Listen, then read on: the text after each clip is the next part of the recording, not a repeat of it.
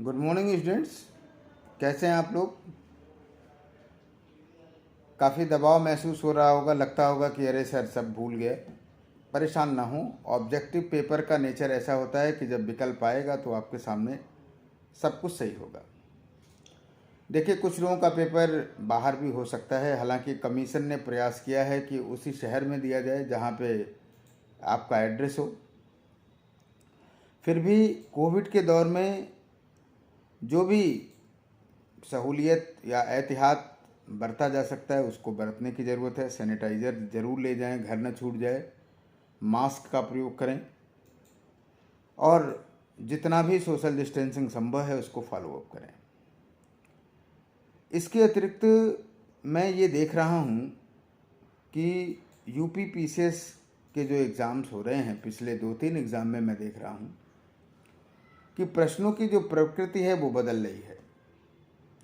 तो पहले तो कोई पूर्व धारणा ना बनाएं कि 70 करेंगे तभी होगा, 80 करेंगे तभी होगा। ऐसा नहीं है। मेरिट हमेशा पेपर पर डिपेंड करती है। मैं इसी यूपी कमीशन की बात जानता हूं। ऐसे भी पेपर बने हैं कि बिलो 50% मेरिट गई है और ऐसे भी पेपर बने हैं कि 70% पे भी सिलेक्शन नहीं हुआ है।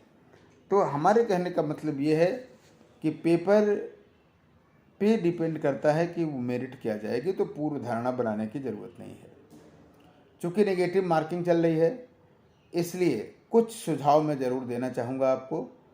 वो ये कि अगर किसी प्रश्न को हल करने में 4 के चारों विकल्पों में आपको एक भी विकल्प के बारे में पता नहीं है, तो ऐसे प्रश्नों से हाथ जोड़ने की ज़रूरत है। ऐसे प्रश्न आप करेंगे तो रिस्क में रहेंगे।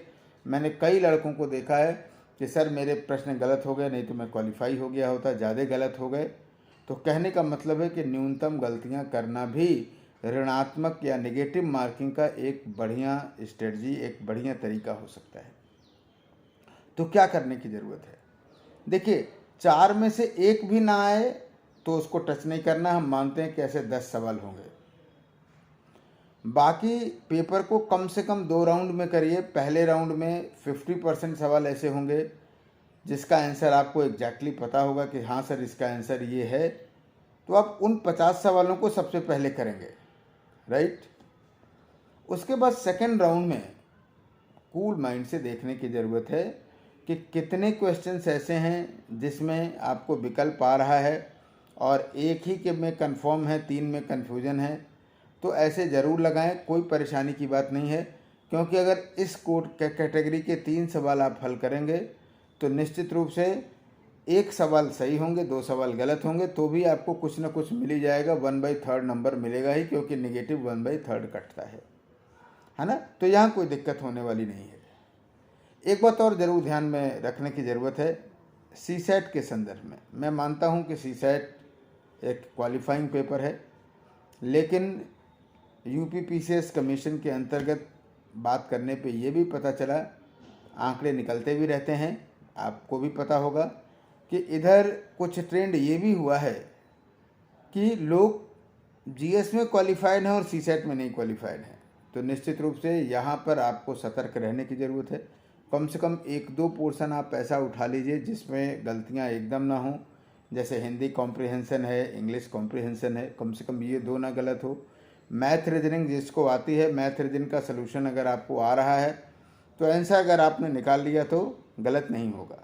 तो हम उम्मीद करते हैं कि शायद ही इस कैटेगरी में कोई बंदा आएगा कि वो जीएस क्वालिफाइड है लेकिन सीसेट नहीं क्वालिफाइड है। लेकिन हमेशा जानते हैं ना कि prevention is better than cure.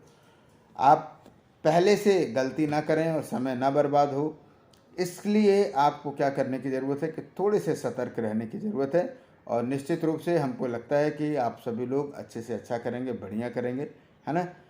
और एक बात और भी बता दूं कि समीक्षा अधिकारी के पेपर से लेकर के मैंने हमेशा शौर्य एकेडमी के प्लेटफॉर्म से एक शुद्धतम हल देने का प्रयास किया है। समीक्षा अधिकारी में भी दिया, यूपीएससी में भी दिया, और ये प्रक्रिया आप की जारी रहेगी।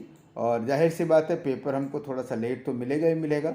तो हम उम्मीद करते हैं कि 9 बजे तक या 9, साढ़े 9 तक, 10 बजे तक प्रयास तो ये रहेगा कि दोनों पेपर का सलूशन आपको उपलब्ध करा दिया जाए। नहीं तो सामान्य अध्ययन का तो अवश्य करा दिया जाएगा।